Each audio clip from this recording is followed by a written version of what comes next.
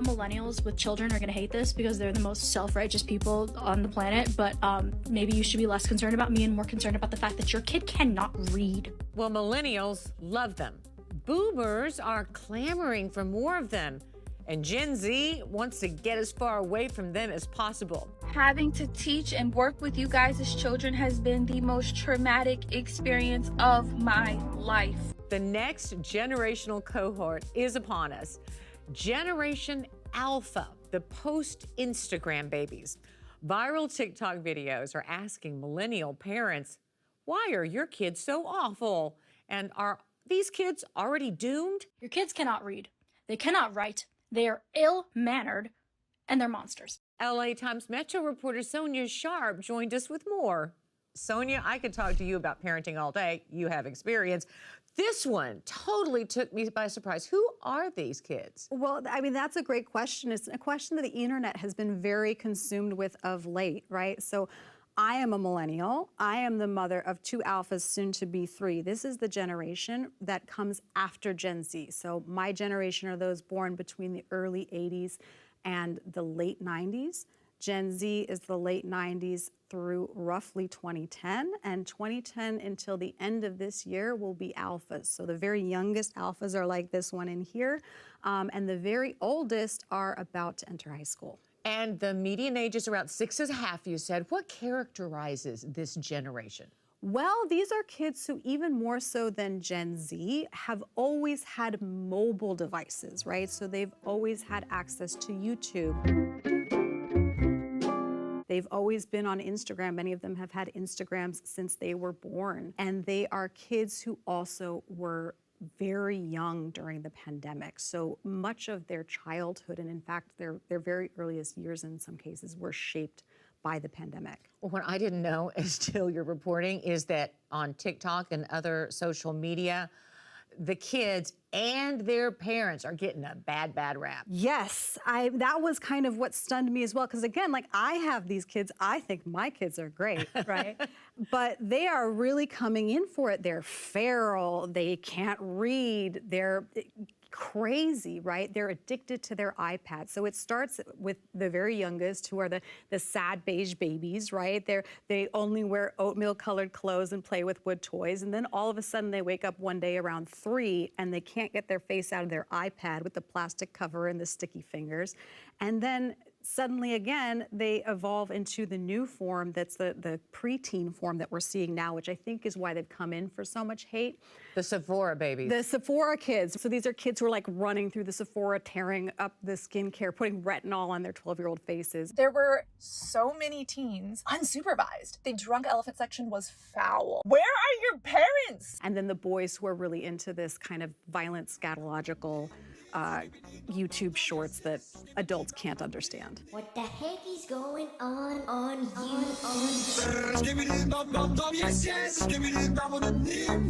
You're very good about giving both sides in this, and there are some parents and experts who say, hey, this access to the interwebs is making these kids smarter. They're going to be the smartest generation ever. That is definitely some of what I heard. You know, I talked to an influencer, child influencer, who's my eldest son's age, so about 8.5.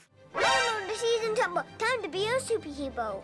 I talked to a mom who has kids in this age range and was saying, you know, my child started reading at 6 and has access to so many books, right? Like my kid, when he wants to read a new book in the series he's reading, just says, hey, Mom, can you buy me the Kindle? And in a second, he has that book, right?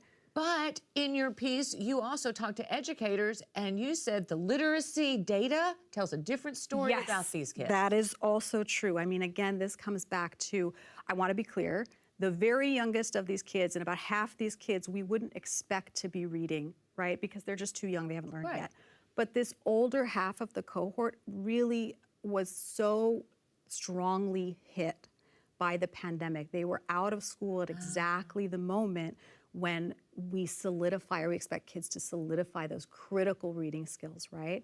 And by the time they reemerged, if they were not strong readers when they left the classroom, they're returning at an age when there's no longer the support, for example, to learn phonics, to learn just the building blocks of reading, and you are expected to be able to read in order to do your math homework. Sonja, you talked to teachers, and they said that there are people leaving the profession because there are too many 14-year-olds who can't read. Yes. And the numbers in California, what, 43% of our kids aren't reading at grade level? Yeah, it's a very drastic, you know, in this cohort, that's the number is actually only 43% are reading at grade level. So even a greater number. Holy cow. Yeah, that's a very dramatic number. You know, it's been a problem for a while. It's a much worse problem now. But I think educators, even as they're pointing to this, they're pointing to the frustration that teachers have with it. They're also pointing to the fact that we, both in California and across the country, are doing more to strengthen how kids learn to read. You know, we're switching to the science of reading, which is more phonics based, so that we can expect that the kids coming behind them may have a better shot. But there is this cohort, these older alphas who really were just done bad. Yeah, like middle school teachers didn't have enough on their plate already. As a mother of 2 alphas and soon to be a third, did you learn anything about what parents of this cohort could do to help themselves and their kids? Yeah, I mean, I think, again, there is so much anxiety about the screens. There's so much anxiety about the screens. And I feel that anxiety too. I try to have screens be social. I don't let my kids watch by themselves. We don't use it in the car. We don't use it at the restaurant. We don't use it when we're out. It's really something we do on the couch in front of the TV. And then the rest of the time, I let them be bored. What a wonderful, wonderful tip. Let your kids be bored. Thank you so much, Sonja Sharp. Thank you for having me. Thank you for watching our YouTube channel. For more stories in your communities, click the subscribe button right here. You can also download our app or watch us on TV for the latest information, balanced coverage, weather updates every 10 minutes, and more. We'll see you then.